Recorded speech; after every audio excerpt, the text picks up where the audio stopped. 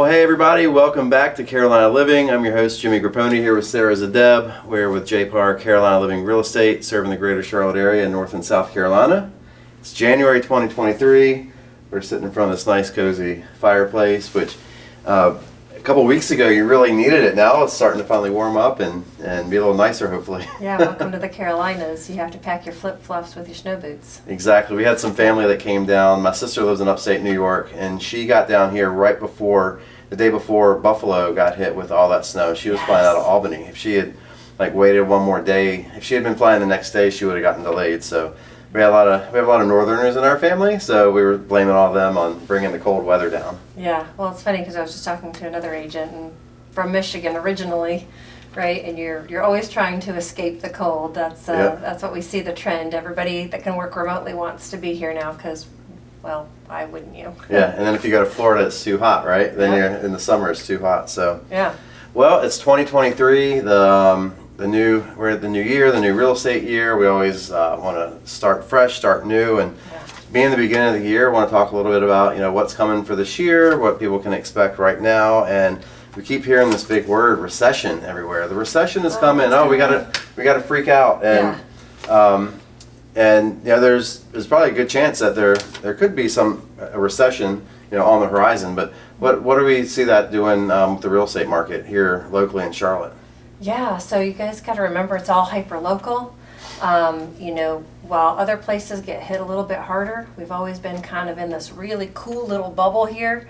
And we don't see the KPIs or the indicators that show us that we're going to get hit nearly as hard as anybody else. And that's always been the way it's been, even through 9/11, even through the 7, 8, 9, 10. Recession that we had, even through the pandemic. We didn't get hit as hard here in the Carolinas as a lot of other states or regions did across the nation. So I always tell people, make sure you understand, you got to get past the headline, read into the articles. A lot of times they'll even call out the Carolinas as like the exception to the rule. So people are reading headlines and freaking out, but I don't think they're actually digging into the articles to see it. I mean, maybe you're in a state that's seeing something that's getting hit really hard, but if you're here in the Carolinas, take a deep breath. We're still seeing a lot of growth. Well, there was my wife and I were talking yesterday that there was a story on TV that there were some unique work opportunities around the holidays and even right now for people locally, and one of those jobs is driving moving trucks back to the Northeast and to the West Coast. Yeah. And they interviewed one person on the news, I think it was, that she saw it. They interviewed somebody and said he was making like $500 a day. He was doing these trips where he could do them in one day, where he would get up and leave real early, drive 10, 12 hours. They would put him back on a red eye. He would fly back home. He would take another truck back up. I guess he was probably driving back up to the Northeast. Yeah. Because people were renting these U-Hauls. I think it was U-Haul. Yeah, they're renting the U-Hauls for one-way. That's right, for the one-ways. Yeah. Right? But we got to get them back because we need more people to come down. Exactly. So I mean, I think that's something to don't take lightly when you're planning your family budget and things like that. And everybody has different circumstances. As far as the total number of sales, I know nationally too, you're seeing a lot of predictions that the total number of sales nationally is going to be lower in 2023 than it was in 2022. Right. But again, that's looking at national stats. What do you see with the Charlotte area? So I think one of the big things to point out here is, we have a lot of new construction going on. You do? So there's a lot to take into consideration, whereas people are moving out of other areas, and so they're not getting what we call builder starts. Mm-hmm. People will use that term a lot because that's how they'll help predict how many permits are they getting, to have homes built, right? Mm-hmm. Which in Union County, down where I am, they're building. There's tons of neighborhoods that are going up, and we're seeing land cleared left and right. Yeah, same thing all over the city, mm-hmm. right? So again, being in the Carolinas, we're in this really cool little bubble. We're still seeing the housing starts. It might be a little bit lower than it was last year, but that's just everybody kind of catching up. We had that period where there was low labor availability, there was, the supply issues, there was the pricing increase. So we kind of had that weird mix of things going on, and people are starting to recover from that. And I feel like 2023 is going to be like a recovery year for people, right? We had these massive swings down from the pandemic and then back up, right? And we kind of jumped up really, really fast. So I feel like this is that year that people are going to take that deep breath and recover. We're still seeing housing starts here, plenty of them, a lot of multifamily townhome complexes going up. So I feel like we're going to do a good job accommodating people as they still enter our city. Yeah, I did a reel actually earlier today, and I was talking about how, is it a good time to sell, in January? If you look at year over year, January of 2022 to January 2023, which last year we were still, up until around late summer, we were still in that frenzied real estate space, and where mortgage rates were still really, really low. That was driving more buyers into the market.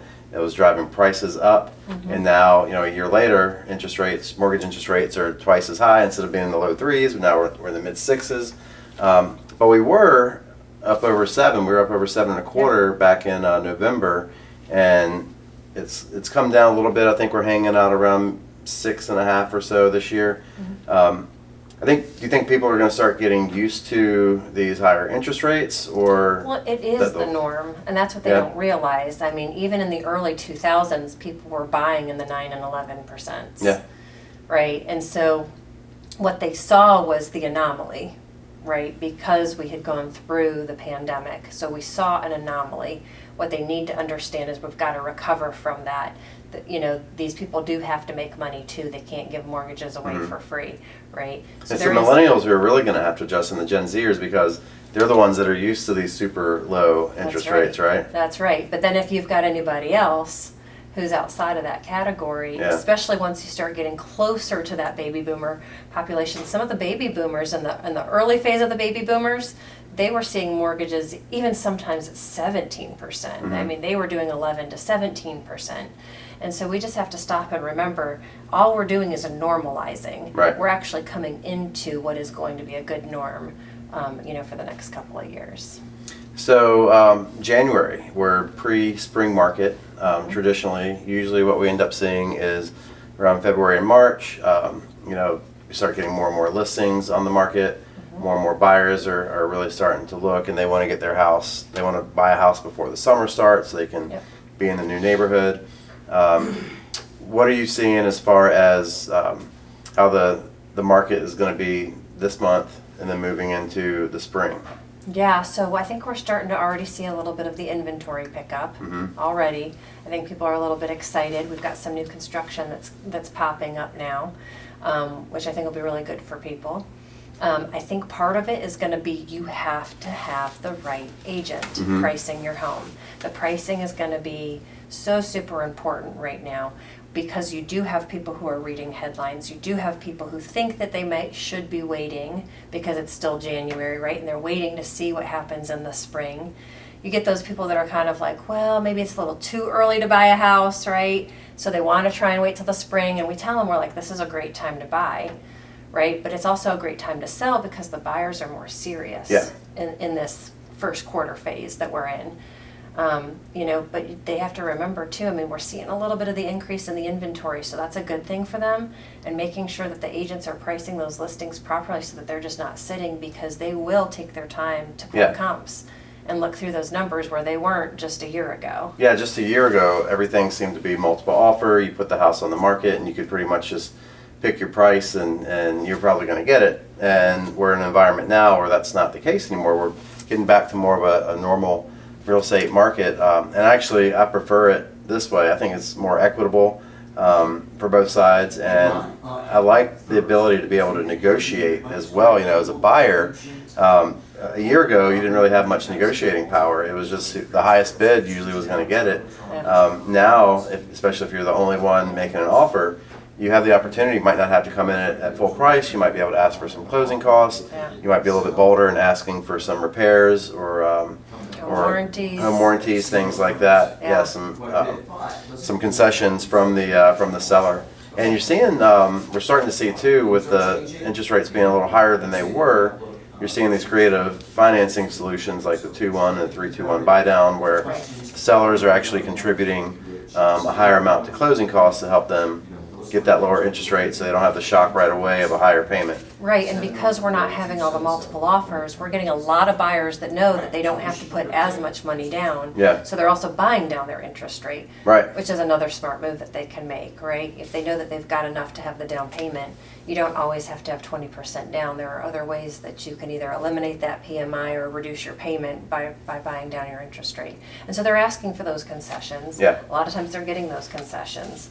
So really it's, again, having that smart agent, and this is the time to have that agent that knows how to negotiate, Yeah. On your behalf, regardless of what side you're on. Absolutely. And I love working with other agents who are other professional agents who know how to negotiate as well. Negotiation is a give and take. So sometimes you run into some less experienced agents who aren't quite as, I don't want to say flexible or bendable, but you need the goal of a negotiation is always to get both parties to the table to an agreement. Right. So you need, if There, you have a couple there is a win-win that you can create. Exactly, there, that's what right? we're going for, yeah. Yeah. That's why I always like to have good relationships with the other agents that I'm working across from. If it gets contentious, then that's going to hurt your client. You want to have a good workable relationship with the other agent while you're still, looking out for your client's best interest. Yeah. So, well, the other thing too, so we talked about pricing and why that is so important right now. But we were talking before too about why marketing matters more now than ever as well. Marketing and also presentation of your home. Correct. So, we were in this position where you didn't even really have to list your home. You had your picture up for an hour, up just the front of the house. It was Right. taken with the cell phone, right, as the agent was driving by, and it still could have sold, right? Right. From We're somebody in California. Who didn't Exactly. even have to go inside the house. Exactly. And that's not where we're at anymore. So really what they're doing is these buyers, now that we're starting to see the inventory increases, they're taking their time to see what's out there. And what they were looking for is the best value. So it's not that they want the cheapest house available, they're wanting the most for their money. So they're looking for that right floor plan, make sure that you're having it staged properly, super important, show them what the home is capable of, right? They've got to have that professional photography, you've got to be able to get them in the door now, because they're going to be looking at 10 homes now with yours, whereas before only one was available, and now Right. if you have 10, you need to make sure that you stand out above the other 9. Yes. So that marketing is going to be super important. You've got to have the agent that knows how to be able to get that home marketed and sold and looking like it's the best one out there for, that buyer pool that you're going to have again, because you're going to have competition now. Yeah, and marketing, that's staging, that's photography, professional photography, not with a cell phone, Yes. and not by the agent unless they're a trained photographer. Yeah.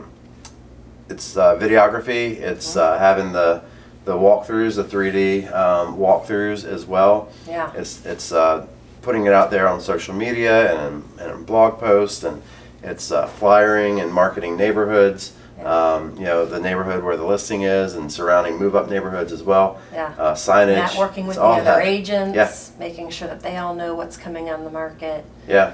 So yeah, you've got so much to do now. We didn't have to really market last year, and that was kind of a blessing and a curse. This year, you're really going to figure out who the top agents are, because that marketing and that negotiation is going to really set them apart. So make sure you're asking those tough questions and telling them what you're going to do. If you're an agent out here watching, you better have your marketing plan available, because these buyers and sellers are way more educated today than ever before.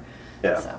Well, as we finish up, we had our all hands meeting yesterday, and every year you come up with a new word of the year. Yes. And I thought yours was great. It got me real excited, and your blue shirt makes me think of it even more. Yes. And people will know why in a minute when you say what it is. So, what's the word of the year this year? Freedom. Freedom. As soon as you said that, I was thinking Braveheart, and I was just picturing Mel Gibson and his blue face paint. And, Yes. I'm gonna have to go watch that movie. I was going to again say, this year. that's actually part of it. We talk all the time, and it doesn't matter whether you're an agent watching this, a potential buyer or seller, or someone who just loves to watch real estate videos and you found them through the CLT Life. one of the things that, a lot of goals, especially in the American dream, right? Because people come to this country for the American dream, and they want freedom. They want freedom from having to be working all the time, right? They want to be able to make a good living. They don't want to have to be tied down to debt all the time, feeling like there's this rat race that they're in, right? There's that freedom in the American dream that the Americans have and other people coming into this country have. And it was just something that really resonated with me as I was going through the holiday season. And I said, what is it that the agents really want? Like, what is it that people are really searching for in life? And, last year's word was better, because we had been coming through the pandemic and people were still suffering. And so, 2022 word was just better. We just need to find that better, right? So that we're not stuck in the past and the negativity, and finding that better to reach for. So then this year's word is freedom, because now that we've figured out how to get ourselves closer to that better, right? We're all taking those steps forward. Now it's time to actually apply it and say, you know what? I'm going to really put it into action. I'm going to make sure I get that financial freedom, or freedom from that cubicle schedule, or whatever it is that's holding you down. It's time to have freedom in your life. Yeah, it's freedom from financial freedom, like you said, freedom from debt, freedom from the rat race. It's freedom of, I think of health too, like freedom from feeling weighed down and not having energy by doing. And you have to. Freedom is not free. Yes. Just like with your health, you have to put in the effort. You have to make the smart choices. And we're just coming out of the holiday season when I put on a few pounds, just eating more than I normally would. So you have to make the effort. You have to put the time in the gym. But also, like I said, the financial freedom, and where else was I going with this too? Just the freedom of time, Yeah, health, that's the big money, one. right? Yeah. It's always health, wealth, and happiness. Yeah, and time is huge, and you were saying too, and this is a huge point that, by you gain freedom of time by having more structure. You do. In your life, so. You do, and people always look at me crazy when I say that, and I'm like, the more structure you have in your life, not just your business, the more freedom you can have. And I tell people, I'm like, go look it up. Color coding, that's always a great.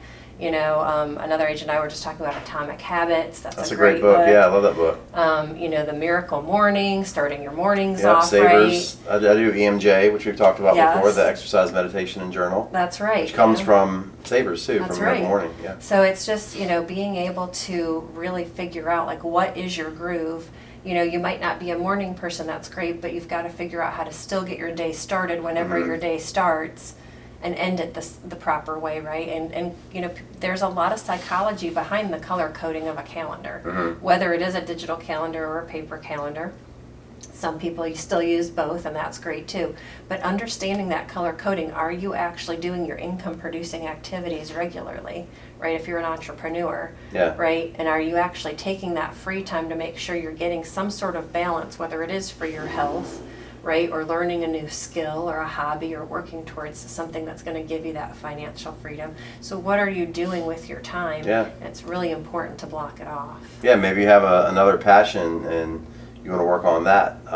It could be another side hustle, or it could be a skill that you want to develop, putting time into that, and bettering yourself. So that's how you're going to get there. Well, I can tell you, those people that practice their skills every single day, whatever that skill is, those are the ones that are the true professionals. Those are the ones that always rise above, because they're taking the time to make sure that they stay on top of whatever that skill set is.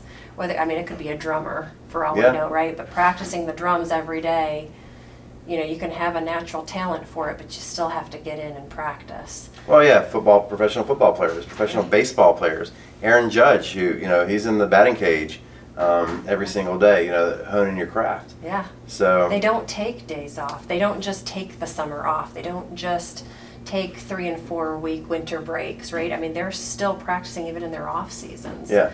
And it's funny, actually. So I do yoga. So really great story.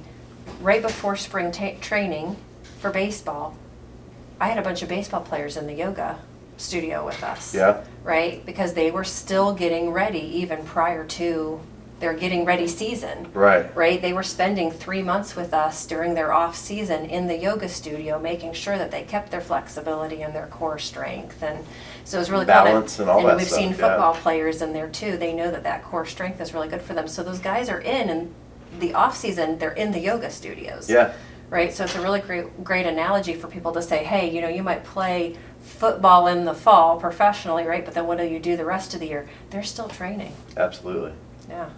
Cool. Well, Sarah, thanks again. Another video in the books, January 2023. Yeah. If you have any real estate related questions, definitely reach out. Again, I'm Jimmy Grappone with JPAR Carolina Living Real Estate. Contact information is there on the screen. Sarah Zdeb, she's the broker, CEO, owner. What do I call it? What's your title? What's your official title? Me. Me. Sarah. Sarah. Me Inc. Me Inc. Yeah. So yeah, but Sarah's our humble leader here at JPAR Carolina Living, and you know, we're grateful for the vision that you put out for this firm and for all of us as agents. So looking forward to a successful 2023. Lots of freedom. Awesome. Should we try to knock out the high five like we did last time? Yeah. All right, 1, 2, 3. All right. Oh, we got that one. We That did. one was good. All right, we'll see you on the next video. Take care. See ya.